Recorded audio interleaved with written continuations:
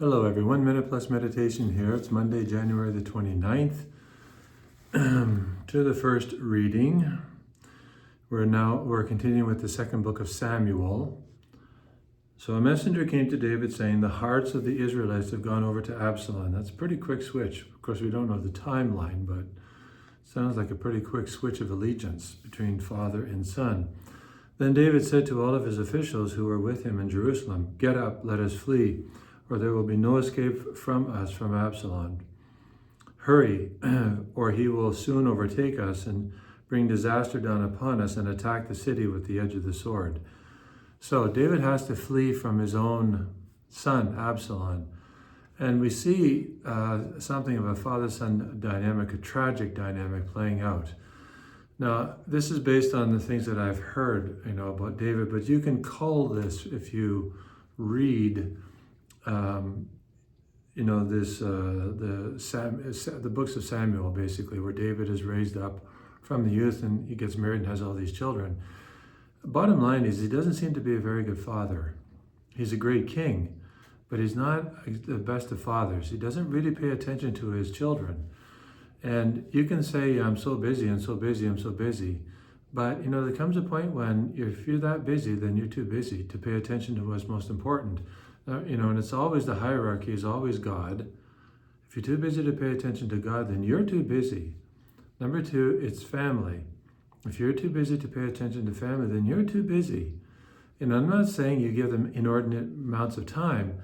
Like even God, you're not called to be a Carthusian monk, lay people in the middle of the world.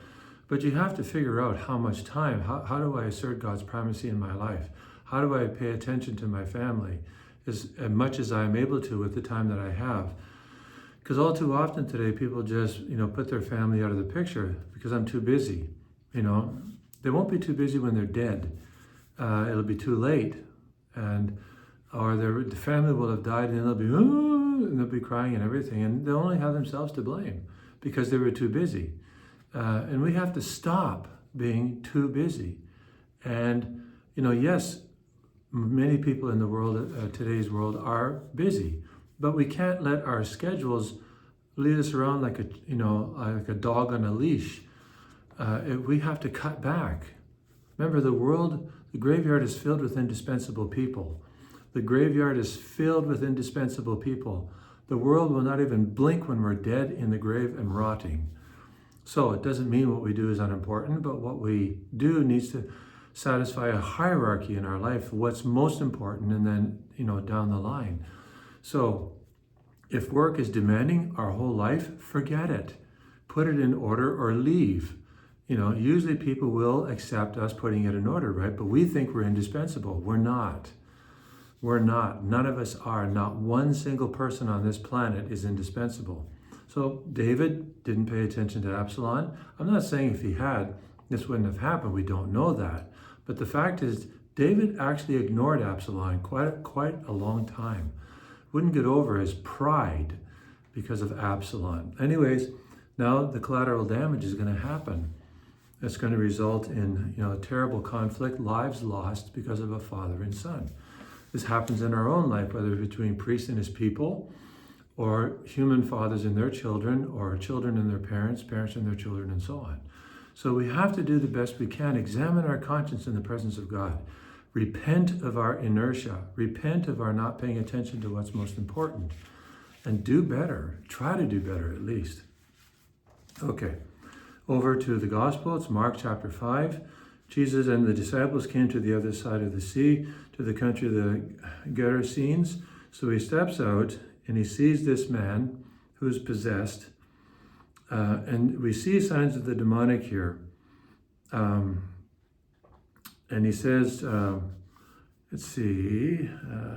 This is actually, I'm thinking of another scene of possession in the Gospels. But here, basically, the man is possessed. Jesus is able to command the demons to do whatever he wants. The demons say, basically, let us go into the pigs. Jesus says, you have my permission. And the herd of pigs rushes down over a cliff. This probably, brought a lot of smiles to Jewish faces because they can't eat pork. But the point here for you and me is that, to bring someone to Christ, to at least bring someone into a relationship or into contact with Christ, is going to cause or bring about a sacrifice. And if we think it's sacrifice free, then think again. It's not. It's never going to be. Look what it cost Jesus on the cross. He sacrificed his whole self so that you and I could at least have the opportunity to be saved, not the guarantee that we'll be saved.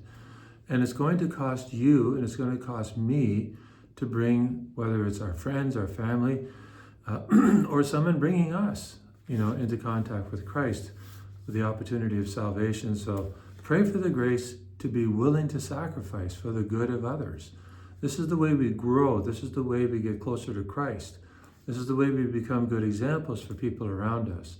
So remember, for this man, it was 5,000 pigs. And then the other people basically tell Jesus to get out of their territory because, I guess, who knows, maybe they're just, they don't want to be willing to pay for this kind of price. What kind of price do you put on a human soul? Jesus actually gave us the answer to that question, and it's on the crucifix. God bless you.